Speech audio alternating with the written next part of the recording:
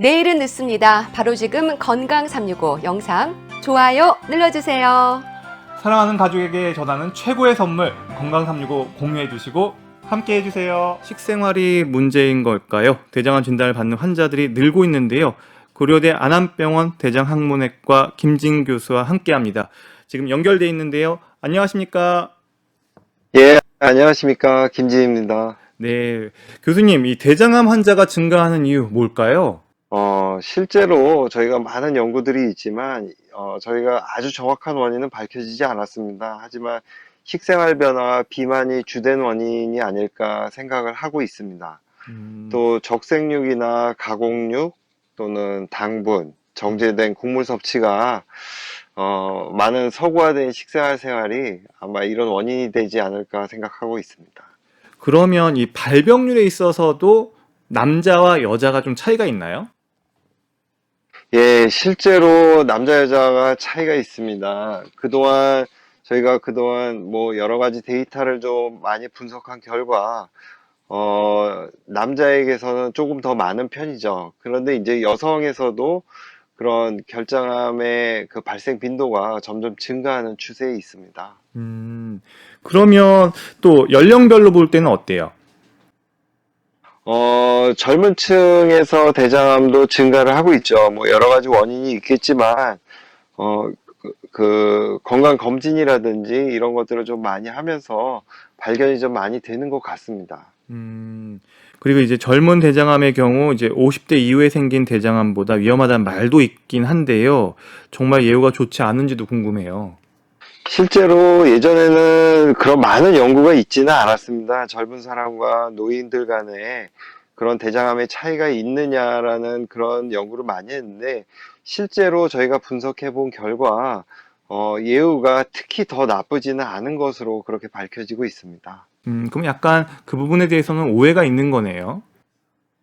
그렇죠. 보통 젊은 나이에 걸리면 더 뭐 진행이 빠르다든지 아니면은 노년층에서 대장암이 생겼을 경우에는 조금 더 뭐 진행이 느리다든지 이런 말씀들을 많이 하시는데, 이런 것들은 실제 과학적인 근거는 많이 있지는 않은 편입니다. 음, 그럼 교수님, 이 암은, 어, 그렇게 얘기는 하셨지만 그래도 나이가 좀 젊을수록 조금 세포의 성향이나 이런 것들이 좀 공격적인 경우도 있지 않나요? 왜냐하면 주변에 보면 젊은 사람들이 조금 더 예후가 뭐 나쁜 건 아니라고 얘기는 하셨지만 그래도 주변에 대장암에 걸려서 오히려 좀 숨진 그런 사례들도 주변에서 종종 좀 접하기도 하는 것 같아요. 어떻게 보시나요? 예, 맞습니다. 그런 경우들이 많이 알려져 있고요. 저희가 주변에서도 많이 듣고 있죠. 하지만 실제로 저희가 이제 대장암이라 그러면 대장선암을 얘기하는 거거든요. 대장선암인데,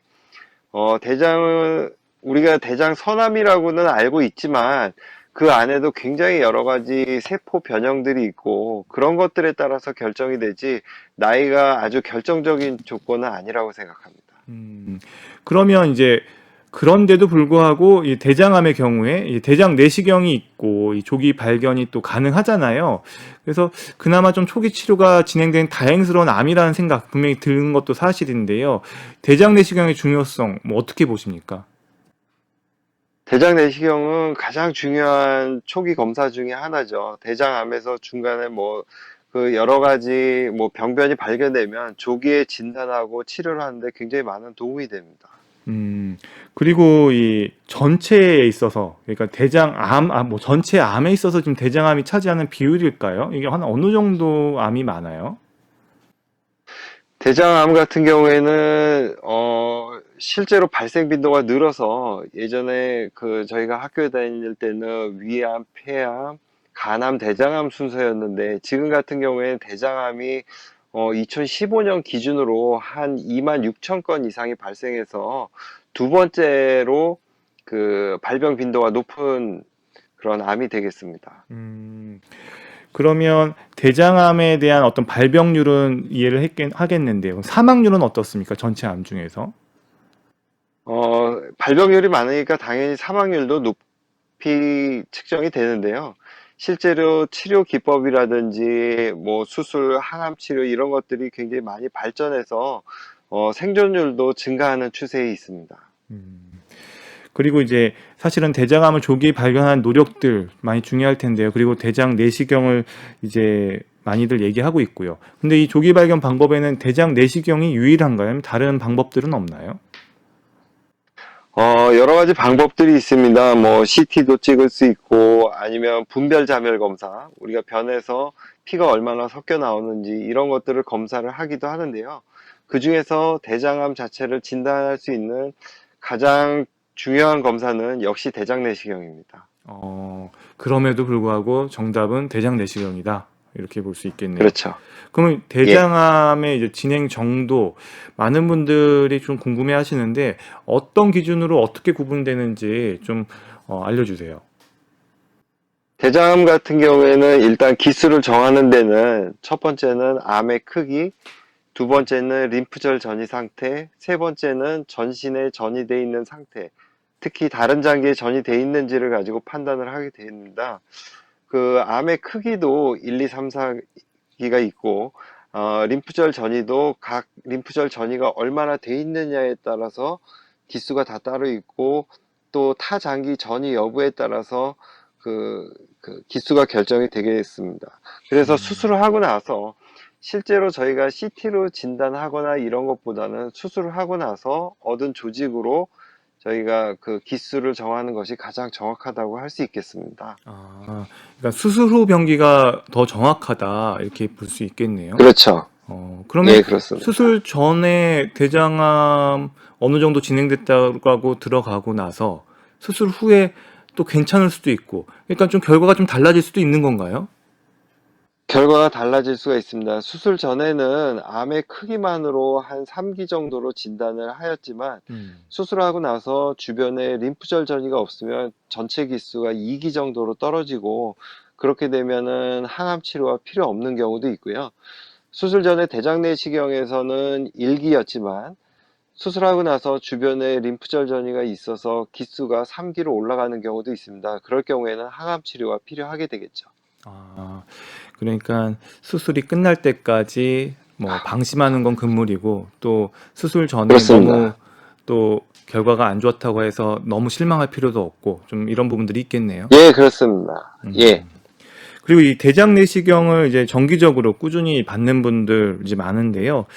그래서 좀 요즘에 비교적 초기 상태에서 발견되는 분들이 많지 않나 싶어요. 어때요, 실제로는? 예, 그렇습니다. 예전에 비해서 그 기수가 비교적 낮은 기수에서 발견되는 분들이 많거든요. 이런 것들은 세계적으로 이제 저희보다 개발이 덜 된 나라, 개발도상국이라든지 이런 쪽에서는 조금 더 진행된 암이 훨씬 더 많이 발견이 되는 편입니다. 그리고 만약 대장암도 연기가 있는 거죠. 물론 있습니다. 그 점막에 국한되어 있는 경우에는 저희가 이제 연기라고 그렇게 얘기를 하고 있습니다. 그러면 연기에서 만약 1기의 어떤 그 초기인 경우에는 일단 항암 치료 없이도 완치가 가능한가요? 예, 그렇습니다. 연기나 1기 같은 경우에는 95% 이상의 그 완치율을 가지고 있습니다. 95% 이상 완치율이면 결국 예, 다른 연- 치료 없이. 네. 그러면 연기에서 이제 1기 초기면 뭐 이렇게 긍정적인 효과 뭐 기대되고 있는데요. 그러면 사실은 2기부터는 어때요? 2기, 3기에서 발견되는 분들도 사실은 많이 고민하실 것 같아요. 예, 맞습니다. 2기, 3기 같은 경우에도 저희가 이제 그 암의 크기가 아까 3기 정도 된다고 말씀을 드렸잖아요. 근데 3기 정도가 돼도 지금 같은 경우에는 거의 80%에 육박하는 완치율을 보이고 있습니다. 왜냐하면 일단 수술 기법이 발달했고 또 하나는 항암 치료도 효과가 많이 좋아졌기 때문에 제가 예전에 배우던 때는 보통 한 20여 년 전이 되겠죠. 그때는 3기 정도 되면은 완치율을 한 50% 정도 생각했거든요. 근데 지금은 거의 한 80% 가까이 완치가 된다고 그렇게 생각을 하시면 되겠습니다. 그러면 이제 3기에서 이제 4기. 그럼 4기는 어때요? 사기 같은 경우도 좀 다양하게 결과가 나올 수 있습니다. 사기라는 거는 기본적으로 다른 장기에 전이가 된 경우인데, 다른 장기라는 거는 주로 폐나 간에 전이가 돼 있는 경우거든요. 네. 근데 이제 폐나 간에 전이가 돼 있더라도 이것들을 수술적으로 처리를 할 수가 있으면은, 수술과 항암 치료를 병행했을 때 그 생존율은 굉장히 많이 향상이 됐습니다. 아, 일반적으로 대장암 사기 같은 경우에는 생존율은 한 20% 정도밖에 생각을 못 하거든요. 네. 하지만 이게 뭐 다른 암에 비해서는 오히려 더 높은 편이고, 수술이 가능하다면 조금 더 훨씬 더 좋은 결과를 가져올 수가 있습니다. 아, 사실 이제 항암제 치료에 대해서 부담을 느끼는 분들도 많은 것 같아요. 이 항암제 치료 어느 정도 좀 발전했는지도 궁금하고 이런 부담 느끼는 분들한테 어떤 조언이 가능할까요? 저희가 항암 치료라고 그러면 굉장히 그 환자분들이 부담스러워 하시죠. 음, 보면은 저희가 이제 뭐 TV나 드라마 같은 데서 보면 이제 머리가 다 빠지고 뭐 변기 앞에서 계속 토할 정도로 이것들이 굉장히 부작용이 심한 것으로 알고 계시는데, 대장암 3기가 되면 일단 제가 항암 치료 말씀드렸잖아요. 근데 항암 치료를 했을 때 그런 뭐 머리가 빠진다라든지 이런 부작용들은 사실 거의 없는 편입니다. 환자분들이 뭐 항암 치료를 하기 위해서 본인 스스로 준비하신다고 머리를 다 깎고 오시는 분들이 있거든요. 그런 분들은 이제 항암 치료 중에 머리가 그 뭐 다시 나기도 하고, 그런 것처럼 대장암에서 하는 1차 항암 치료는 실제로 뭐 이게 환자분마다는 좀 차이는 있겠지만, 부작용이 전혀 없다고 얘기할 수는 없겠지만 할만하다고 말씀을 좀 드릴 수가 있겠습니다. 그래도 할만하다 이렇게 얘기를 하시니까 좀 마음이 좀 든든해지고 그래도 안심이 되는 부분이 있는 것 같습니다. 그리고 이제 대장암을 얘기할 때 많은 분들이 이제 좀 혼동스러워하는 부분이 결장암, 직장암 뭐 이렇게 또 이야기를 하길래 이건 또 다른 암인가 이렇게 많이들 물어보시거든요. 예. 보통 정확하게 말씀드리면 대장암이라기보다 결직장암이라고 저희가 표현을 하는 게 사실은 맞다고 생각을 합니다. 결장과 직장은 실제 다 합쳐서 대장이라고 얘기를 할 수가 있고, 대장은 보통 한 1.5m 된다고 말씀을 드리잖아요. 그 중에서 항문에서 한 15에서 20cm 되는 부분을 직장이라고 얘기하고, 나머지 부분을 결장이라고 얘기를 하겠습니다. 음. 또 암이라는 이름을 붙일 때는 생긴 부위에, 해부학적 위치에 따라서 이름을 붙이게 되거든요. 그래서 결장이 생기면 결장암, 직장이 생기면 직장암, 이렇게 얘기를 하면 될 것 같습니다. 직장이니까 항문하고 더 가까운 쪽이네요. 예, 맞습니다. 그래서 항문에서부터 한 10cm 정도 되는 이 길이 그 구간에서 암이 발생하면 이 그렇죠. 경우는 대장암 중에서도 직장암이다. 직장암이라고 얘기를 할 수가 있죠. 그러면 이 직장암 같은 경우는 조금 더 문제가 될 수 있는 게 항문 쪽하고 가까우면 가까울수록 항문을 갖다가 남겨놔야 되느냐 못 남겨놓느냐 뭐 이런 문제도 있을 것 같아요. 그렇죠. 환자분들이 그런 쪽에 굉장히 많은 부담을 가지시고 계시죠. 특히 뭐 대장암이라 그러면 일반적으로 배변 주머니를 차야 된다 이렇게 생각을 하고 맞아요. 굉장히 절망하고 오시는 분들이 많거든요. 그래서 제가 제일 먼저 환자분들한테 말씀드리는 것 중에 하나가, 배변 주머니 안 차니까 걱정하지 마시라고 그렇게 안심을 시켜드리고 이야기를 시작을 합니다. 그렇게 되면 환자분도 굉장히 안심을 하시는데, 일단 직장 같은 경우에도 예전에는 교과서적으로 항문에서 한 5cm 정도만 돼도 다 항문을 없애는 수술을 한다 그랬는데, 지금 같은 경우에는 항문에서 굉장히 가까운 경우에도 항문을 보존할 수 있는 가능성이 굉장히 높아졌습니다. 아, 그렇군요. 그러면 다행인 부분인데, 그럼 우리나라 사람들에게는 결장암과 직장암 어느 쪽이 더 많나요? 우리나라 같은 경우에는 뭐 남녀 차이가 있습니다. 남녀 차이가 있지만 지금은 결장암이 조금 증가하는 추세고요. 직장암은 조금 감소하는 추세로 그렇게 보이고 있습니다. 결장과 이제 직장. 그러면 이제 결장암도 왼쪽, 오른쪽이 있을 것 같아요. 장이 이렇게 안쪽에서 이렇게 구불구불 예, 이렇게 맞습니다. 있을 것 같은데 또 이렇게 가로로 가는 것도 있을 것 같고 하는데 거기서도 위치 차이가 있나요? 예, 위치 차이가 있습니다. 저희 같은 경우에는 이제 오른쪽, 왼쪽으로 나눈다고 치면, 오른쪽 같은 경우에는 이제 우측 결장암이라고 그러죠. 보통 대장은 오른쪽에서 시작해서 이제 배를 가로지르고 왼쪽으로 내려가게 되는데, 오른쪽 왼쪽 중에서도 오른쪽 암이 조금 증가하는 추세에 있지 않나 그렇게 생각되는데, 이것이 계속 이렇게 증가할 것 같지는 않고 어느 정도에서는 시기적으로 이게 뭐 순환된다 그런 얘기도 있거든요. 근데 이제 위치에 따라서는 뭐 치료하는데 크게 차이는 없다고 생각합니다. 음, 그리고 이제 치료법에 대한 좀 궁금증이 있어요. 일단 병기에 따라서 얘기는 좀 해주셨지만, 그럼 이제 병기에 따라서 또 치료법을 여쭤볼게요. 일단은 우선은 수술이 가장 원칙이죠. 예, 수술이 가장 중요한 원칙이고 어, 기본적인 치료가 된다고 말씀을 드릴 수가 있겠습니다. 그러면 대장암 그런데 연기나 일기에서 많은 분들이 수술 안 하고 대장 내시경으로 좀 제거하는 것만으로 가능하지 않나라는 질문도 있을 것 같아요. 예, 그렇습니다. 위암 같은 경우에는 이미 그런 치료들이 많이 발달을 했죠. 많이 발달을 했는데 그 이유는 내시경으로 점막절제술이라든지 아니면 이런 것들이 굉장히 많이 발달을 했습니다. 하지만은 대장 같은 경우에서는 조금 제한이 있는 게요. 위에 비해서 대장 벽이 얇기 때문에 저희가 많이 잘라낼 수가 없단 말이죠. 하지만 아주 초기인 경우에는 저희가 내시경적 절제술을 할 수가 있고, 그렇지 않은 경우에는 그래도 아직까지는 수술을 해야 되는 것이 지금 치료의 원칙입니다. 그래도 확실한 건 수술이다. 이렇게 좀 정리를 해볼 수가 그렇죠. 있겠네요. 예, 맞습니다. 그러면 수술에 대한 건 사실 왜 싫어하냐면 사람들이 배를 그렇죠. 열고 하는 것에 대한 부담 때문에 그렇거든요. 요즘 수술 예. 어떻게 해요? 요새 수술은 기본적으로 복강경 수술이 원칙이고요. 뭐 추가적으로 로봇 수술이라든지 그보다 상처를 작게 하는데 저희가 좀 관심을 가지고 있습니다. 관심을 가졌을 뿐더러 이미 그런 기술이 굉장히 많이 발달이 돼 있습니다. 그래서 예전처럼 뭐 배를 크게 연다든지 그런 수술은 잘 하지 않는 그런 추세죠. 그러면은 이제 복강경으로 하게 되면 한 수술 시간은 한 어느 정도 소요가 되는지 궁금하고요. 그럼 복강경으로 했을 때 시야가 사실은 개복 수술이라는 거는 수술하는 선생님의 입장에서는 더 시야도 많이 확보가 되고 더 접근이 좋을 것 같은데 복강경이면 아무래도 그 작은 기구를 넣어가지고 해야 되니까 좀 환자분의 치료 성적이나 이런 게 좀 일반 개복술보다는 좀 떨어지지 않을까 이런 의심도 들고요. 이런 거는 좀 어떻게 보면 좋을지 궁금한데요.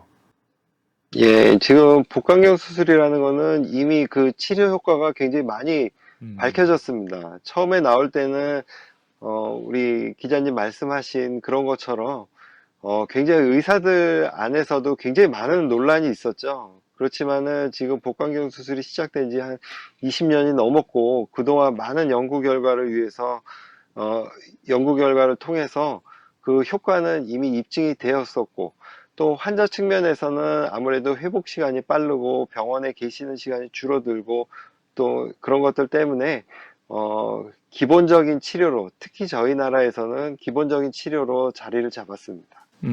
그러면 수술할 때 구멍은 이제 몇 개 정도를 구멍을 갖다가 이렇게 통로를 만들고서 들어가나요? 일단은 기본적으로 단일공 수술이라는 것도 있고요. 네. 그러니까 그 구멍 하나로 수술을 하는 경우도 있고, 그렇지만은 기본적으로 보통 멀티포트라 그러죠. 네. 그러니까 구멍을 여러 개 뚫어서 하는 게 원칙인데, 그렇게 되면은 뭐 4개에서 5개 정도의 구멍을 뚫고 수술을 하게 됩니다. 와. 그리고 나서 이제 복강경도 있으면 아까 로봇도 잠깐 얘기를 해주셨는데 대장암에 있어서 예. 로봇 수술의 장점이 있나요? 아니면 그냥 가격만 좀 비싼 건가요?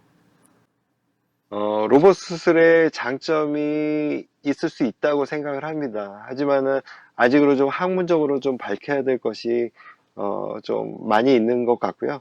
저희가 시도를 하는 이유는 저희가 의사들의 만족도가 증가한다는 거는 결국 환자한테서 만족도도 증가할 수 있을 가능성이 있다는 거거든요.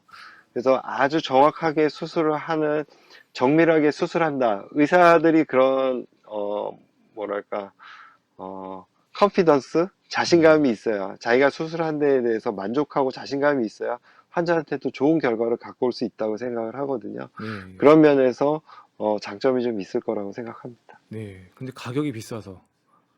그렇죠. 아직까지는 보험이 안 되고 그래서 가격이 비싼데, 환자분들 입장에서는 뭐 로봇을 해야 되는데 복강경으로 수술을 하는 것이냐, 뭐 이렇게 하면서 어떤 분들은 내가 경제적인 사정이 안 돼서 복강경 수술밖에 못 하게 되는 거를 굉장히 좀 가족분들 입장에서는 좀 이걸 뭐 죄의식이랄까 아니면 길티라든지 이런 거를 전혀 그러실 필요는 없습니다. 왜냐하면 복강경 수술은 이미 어느 정도 안정이 된 수술이고, 그게 뭐 두 번째 수술이거나 아니면은 효과가 두 번째로 있는 수술이 아니기 때문에 그런 생각은 전혀 안 하셔도 됩니다. 아, 그렇군요. 다행입니다. 예, 그리고 이제 항암제에 있어서 좀 궁금한 게 있는데요. 사실 이제 예, 수술하신 예, 분들 2기나 3기면은 이제 항암제 치료 받는 경우들이 많을 것 같아요. 그쵸?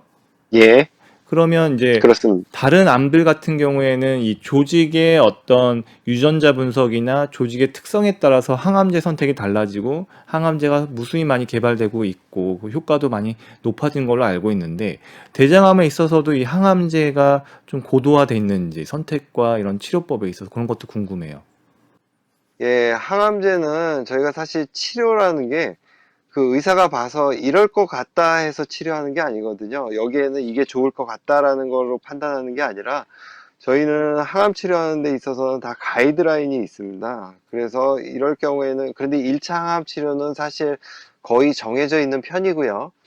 거기에서 이제 유전자형에 따라서 조금씩 달라지는 것들이 있습니다. 흔히 들어보셨겠지만 이제 저희가 표적 항암제라는 것들이 있거든요. 이런 것들은 저희가 유전자 검사를 통해서 만약에 무슨 어떤 이 유전자 변이가 있다든지 아니면 그렇지 않다든지 이런 경우에 쓰는 항암제는 조금씩 차이가 있을 수 있고 굉장히 다양화되고 있고, 또 최근 들어서는 이제 면역 항암제 같은 것들이 많이 도입이 되고 있어서 그 치료 효과를 높이고 있습니다. 하지만 기본적으로 치료하는 1차 항암 치료는 거의 정해져 있다고 생각을 하시면 되겠습니다. 아, 그렇군요. 그러면 항암제 좀 더 구체적으로 여쭤볼게요. 뭐 대장암 많이들 알고는 계시지만 사실 항암제 치료 부분에 대해서는 모르는 분들도 많아서요. 만약 항암제 치료를 받게 되면 이걸 평생 받아야 되는 건가요? 그렇지 않습니다. 항암제는 치료하는 기간으로 좀 정해져 있고요. 사이클로도 정해져 있습니다.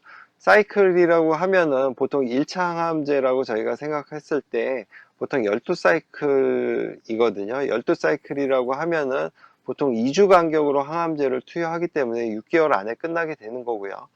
뭐 한 달에 한 번 하는 항암 치료제 이런 같은 경우에도 6개월이면은 저희가 항암 치료가 다 끝나게 됩니다. 음, 그 그- 이후에는 주기적인 관찰이죠.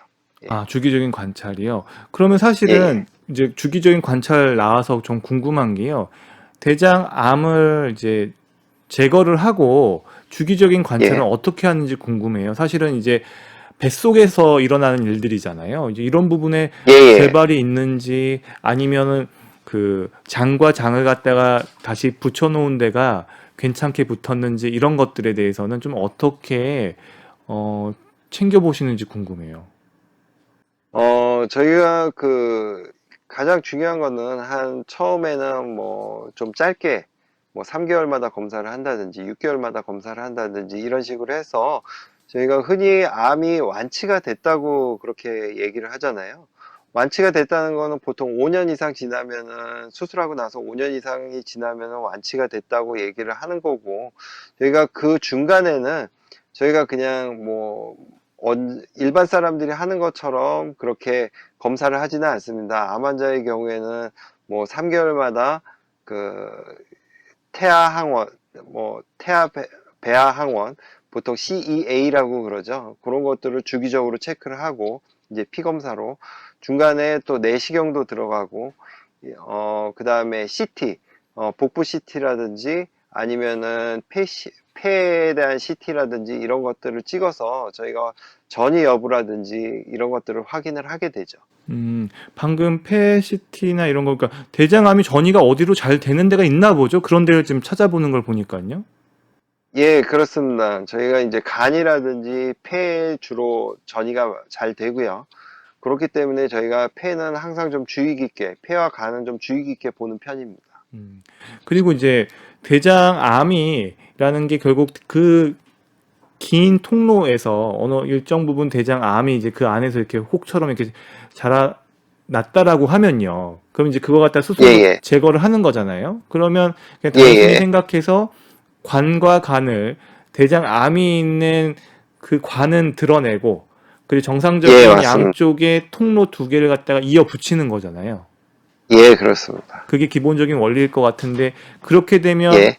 어 식사가 이게 수술 끝나고 바로 해도 되는 건지 그러니까 그게 잘 붙었는지 안 붙었는지 거기가 잘 운동하는지 안 운동하는지 이런 것도 되게 중요할 것 같아요.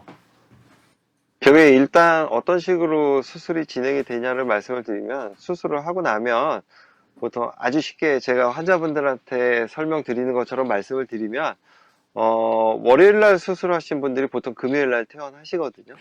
그렇게 오. 되면은 예, 월요일 날 수술하시고 그 다음부터 다음 날부터 이제 뭐 물이라든지 이제 부드러운 죽 같은 거를 드시고 금요일 정도는 퇴원을 하시고 그 다음 주에 외래 오시거나 그렇게 할 때 환자분한테 저는 사실 음식 별로 가리지 말라고 말씀을 드려요. 어.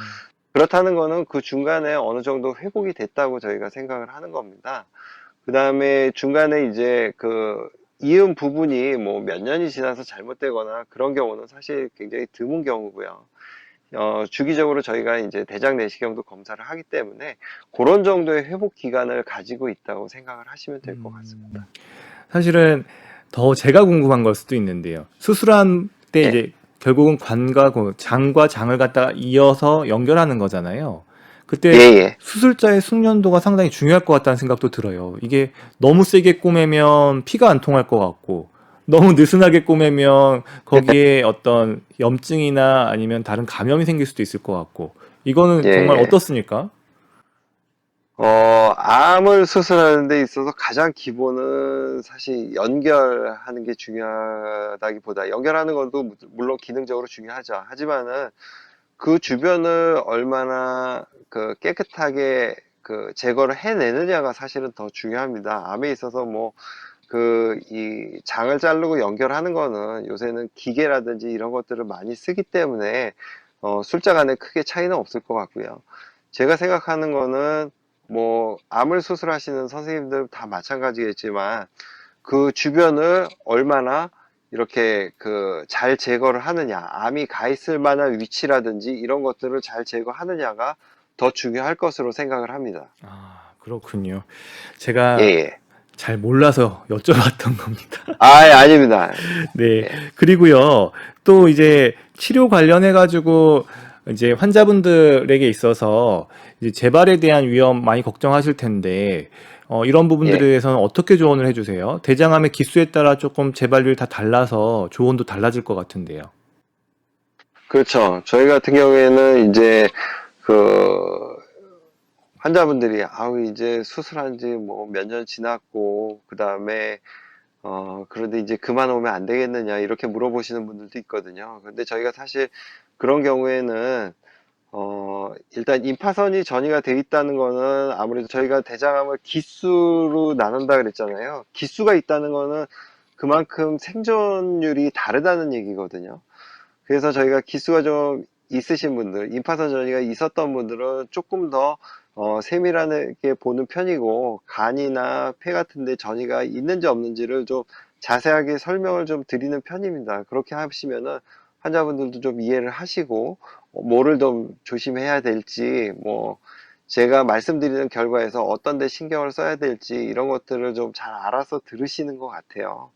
그래서 저는 일단은 그런 전이 가능성에 대해서 어느 정도 말씀을 드리고 5년까지는 주기적인 추적 관찰을 좀 유도하고 있습니다. 아, 그리고 이제 그렇게 수술하고 항암 치료만 받으면 제일 좋은 경우지만 이제 인공항문 주머니나 이런 배변 주머니를 갖다가 이제 착용해야 되는 경우들 이럴 경우는 이제 환자분에게 어떻게 말씀을 해주시고 그리고 그 배변 주머니를 갖다가 결국은 평생 차야 되는 건지 그리고 어떤 재활이나 이런 부분에 있어서 결국 삶의 질이 크게 떨어질 텐데 이 부분들은 좀 어떻게 봐야 될까요?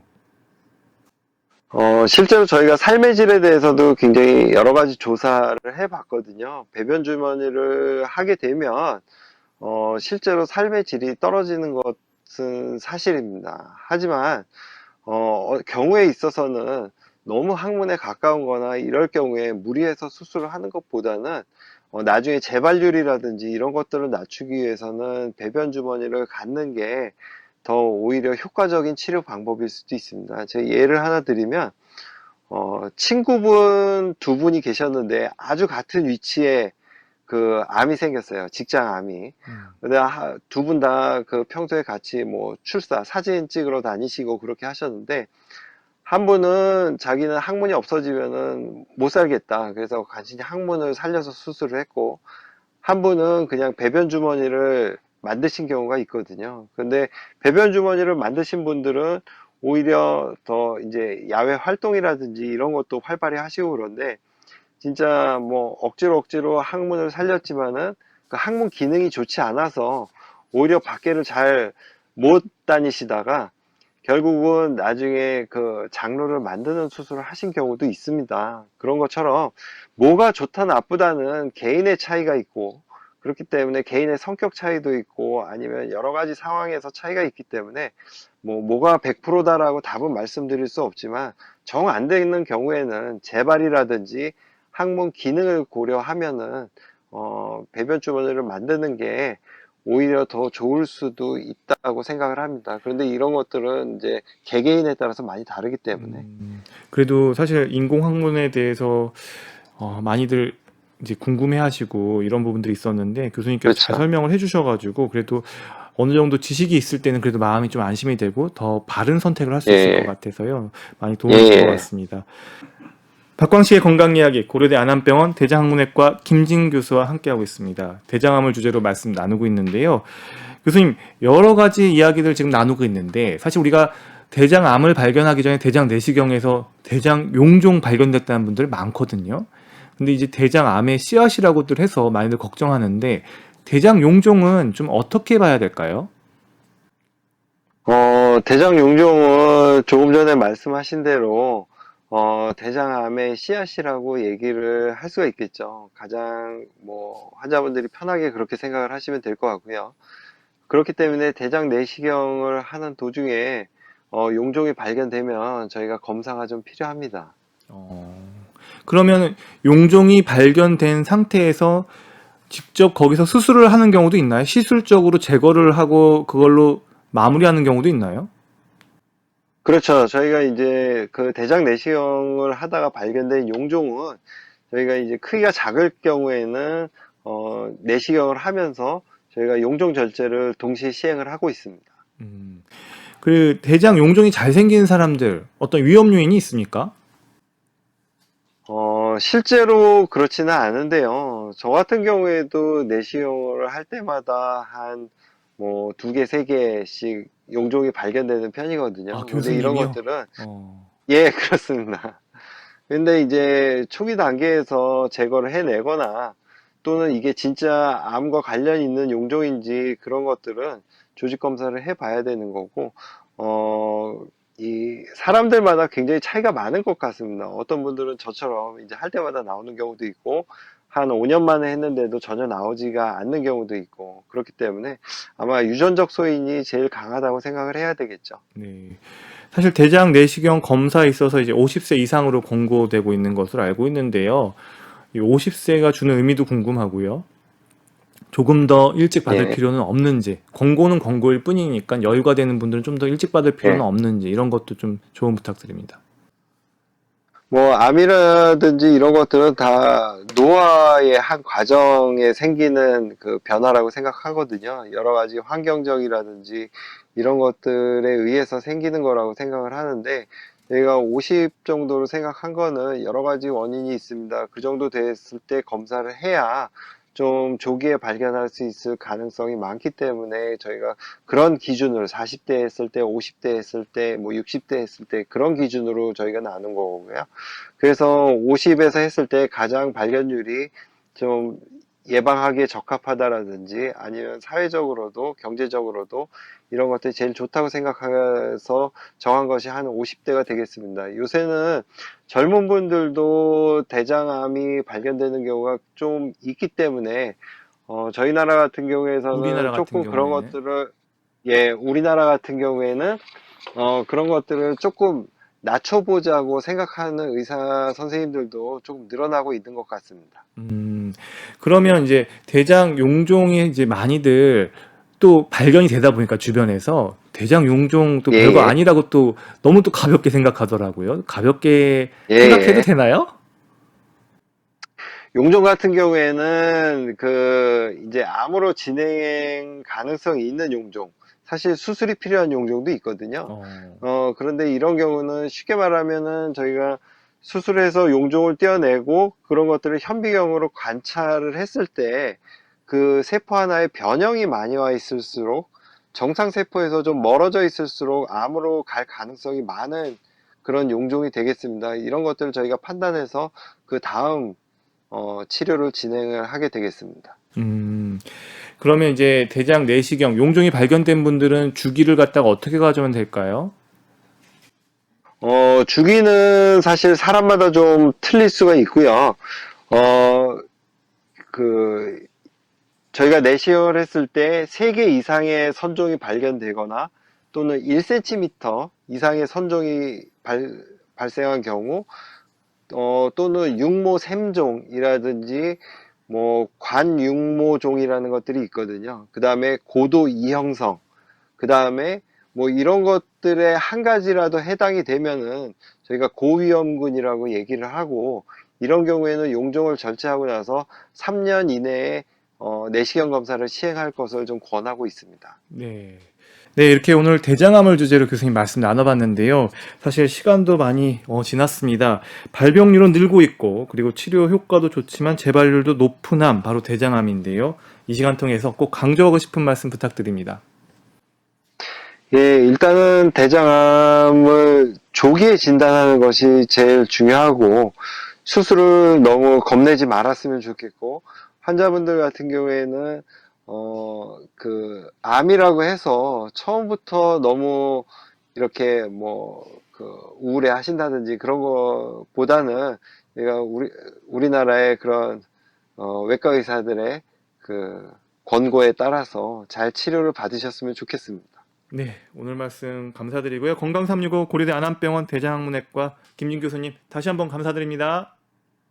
예, 고맙습니다.